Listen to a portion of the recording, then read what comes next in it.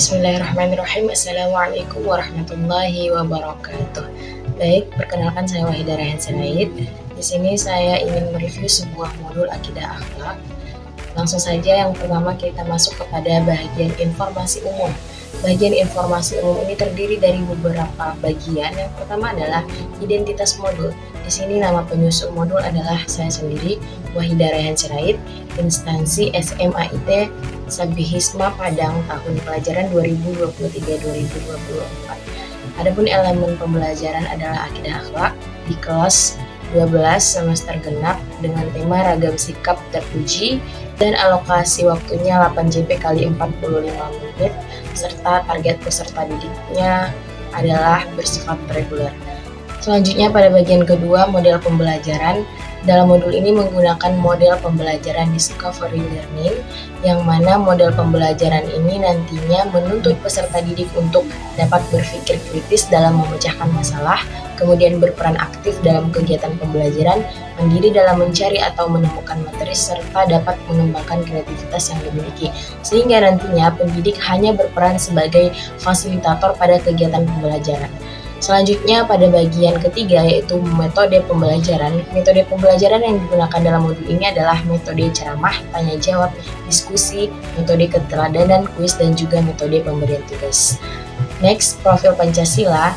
Adapun profil pelajar Pancasila yang ingin dicapai adalah beriman, bertakwa kepada Allah Subhanahu wa taala dan berakhlak mulia, berkebinekaan, mandiri, gotong royong, dan juga bernalar kritis. Selanjutnya bagian kelima, sarana dan prasarana. Dalam modul ini media yang digunakan berupa laptop, proyektor, spidol, papan tulis, modul LKPD, dan adapun sumber bacaan yang digunakan adalah buku bacaan, baik itu buku siswa ataupun guru, dan juga video pembelajaran. Selanjutnya bagian kedua atau B yaitu kompetensi inti. Kompetensi inti ini juga merupakan bagian yang di dalamnya terdiri atas beberapa komponen. Yang pertama adalah adanya tujuan pembelajaran. Pada modul ini tujuan pembelajarannya peserta didik dapat menjelaskan pengertian berkompetisi dalam kebaikan atau fastabiqul khairat, optimis, dinamis, dan juga inovatif serta kreatif. Kemudian tujuan pembelajaran yang kedua adalah peserta didik dapat menjelaskan pentingnya berperilaku kompetisi dalam kebinekaan atau dalam kebaikan, sebelumnya, kemudian optimis, dinamis, inovatif, dan juga kreatif. Dan adapun tujuan pembelajaran yang ketiga adalah peserta didik dapat menunjukkan contoh-contoh perilaku berkompetisi dalam kebaikan atau fastabiqul khairat, optimis, dinamis, inovatif, dan juga kreatif. Selanjutnya bagian kedua dari kompetensi inti ini adalah capaian pembelajaran, di mana dalam capaian pembelajaran ini menganalisis pengertian nilai-nilai positif berperilaku kompetisi dalam kebaikan, optimis, dinamis, inovatif, dan juga kreatif, dan menganalisis contoh dari berperilaku kompetisi dalam kebaikan, serta optimis, dinamis, inovatif, dan juga kreatif. Kemudian bagian ketiga adalah kriteria ketuntasan tujuan pembelajaran atau KKTP. KKTP ini terdiri dari 4 poin. Yang pertama adalah mencermati dan mengamati materi tentang berperilaku kompetisi kebaikan. Selanjutnya bagian ketiga adalah kriteria ketuntasan tujuan pembelajaran atau KKTP. Dalam KKTP ini terdiri dari 4 poin. Yang pertama adalah mencermati dan mengamati materi, kemudian mendiskusikan pengertian dari materi tersebut, selanjutnya membuat kesimpulan tentang materi dan menyajikan hasil diskusi berupa presentasi tentang materi. Selanjutnya pada bagian keempat adalah pemahaman bermakna. Pemahaman bermakna pada modul ini maksudnya adalah memahami bahwa dengan mempelajari pengertian berperilaku kompetisi dalam kebaikan atau fastabiqul khairat, optimis, kerja keras, dan kolaborasi, serta dinamis, inovatif, dan kreatif, kemudian mengidentifikasi contoh-contoh serta mengomunikasikan berperilaku kompetisi dalam kebaikan atau yang disebut dengan fastabiqul khairat, optimis, dinamis, inovatif, dan juga kreatif. Selanjutnya masuk kepada bagian 5 yaitu pertanyaan pemantik. Di sini pertanyaan pemantiknya dapat berupa penyajian gambar yang diberikan oleh guru terlebih dahulu atau pendidik. Kemudian selanjutnya akan muncul pertanyaan-pertanyaan dari gambar tersebut. Misalnya seperti pertanyaan pertama adalah, dari gambar di atas, mana yang menggambarkan dari masing-masing berperilaku kompetisi dalam kebaikan, bekerja keras dan kolaborasi, optimis dan juga dinamis, serta inovatif dan juga kreatif. Kemudian pertanyaan kedua, bagaimana tanggapan Ananda, atau ditanyakan kepada peserta didik bagaimana tanggapan peserta didik itu terkait gambar yang telah disajikan. Kemudian selanjutnya bagian 6 yaitu persiapan pembelajaran. Yang pertama, pendidik itu menyiapkan materi pembelajaran, kemudian pendidik menyiapkan media pembelajaran, menyusun LKPD, dan juga pendidik menyusun instrumen asesmen yang akan digunakan. Selanjutnya masuk kepada asesmen. Di sini asesmennya terdiri dari 4 macam. Yang pertama adalah penugasan, yaitu mengumpulkan gambar, artikel ataupun jurnal serta berita yang sesuai dengan materi bahan ajar. Kemudian observasi. Di sini akan dilakukan observasi atau mengamati pelaksanaan diskusi dengan menggunakan lembar observasi yang memuat kejelasan dan kedalaman dari informasi yang diperoleh. Selanjutnya adanya nanti keaktifan di dalamnya ketika berdiskusi serta kejelasan dan kerapian tugas dan presentasi. Selanjutnya yang ketiga adalah portofolio, yaitu membuat paparan tentang materi ajar beserta contoh-contoh di lapangan. Dan yang terakhir adalah tes. Itu dapat berupa tes tertulis dan juga tes lisan. Oke, lanjut kepada bagian ketiga atau poin C, yaitu kegiatan pembelajaran. Di sini pada pertemuan pertama kegiatan pembelajarannya itu 2 jam pelajaran kali 45 menit yang terdiri dari kegiatan pendahuluan itu 20 menit.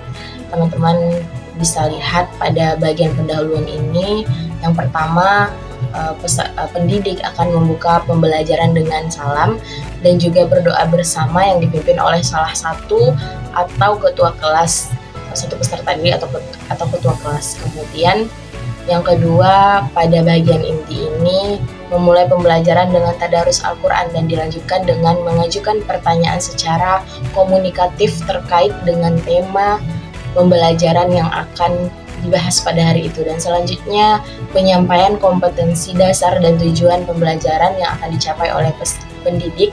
Dan yang kelima itu menyampaikan tahapan kegiatan yang meliputi kegiatan mengamati, menyimak, menanya, berdiskusi, mengomunikasikan dengan menyampaikan, menanggapi, dan juga membuat hasil diskusi. Dan kegiatan yang keenamnya itu adalah menjelaskan secara singkat materi yang akan diajarkan. Kemudian masuk kepada kegiatan inti dengan alokasi waktu 50 menit. Di sini pendidik dan peserta didik akan melakukan beberapa kegiatan seperti mengamati, kemudian menanya, mengumpulkan data atau eksplorasi, dan juga mengasosiasikan, serta mengkomunikasikan atau mempresentasikan hasil diskusi tentang berperilaku kompetisi dalam kebaikan. Astagfirullah. Kemudian masuk kepada bagian penutup yang terdiri dari jumlah waktu 20 menit, di mana nanti dalam kegiatan penutup ini akan dilaksanakan penilaian dan refleksi dengan mengadakan kuis tentang materi yang diajarkan sebagai bahan masukan untuk perbaikan langkah selanjutnya. Kemudian yang kedua, dalam bagian penutup ini pendidik memilih secara acak siapa peserta didik yang diminta untuk menyimpulkan pembelajaran dan akan diberi reward. Kemudian pada bagian ketiganya akan menyampaikan rencana pembelajaran pada pertemuan berikutnya, dan pendidik akan menutup serta mengakhiri pembelajaran dengan membaca hamdalah atau doa. Dan yang terakhir pada bagian penutup ini adalah pendidik mengucapkan salam kepada peserta didik sebelum keluar kelas dan peserta didik menjawab salam. Baiklah, seperti itulah gambaran kegiatan pembelajaran pada pertemuan pertama. Jadi dalam modul ini saya hanya menjelaskan pada baik satu pertemuan saja. Sebenarnya ada beberapa pertemuan di dalam modul ini dan bisa teman-teman lihat. Nantinya ada pertemuan kedua, ketiga, sampai dengan pertemuan keempat. Oke, selanjutnya kita langsung membahas pada poin D, yaitu pengayaan. Nah, jadi dalam modul ini pengayaan diberikan kepada peserta didik untuk memperdalam penguasaan materi dan mengembangkan potensinya secara maksimal yang diberikan dalam bentuk portofolio. Selanjutnya ada bagian remedial.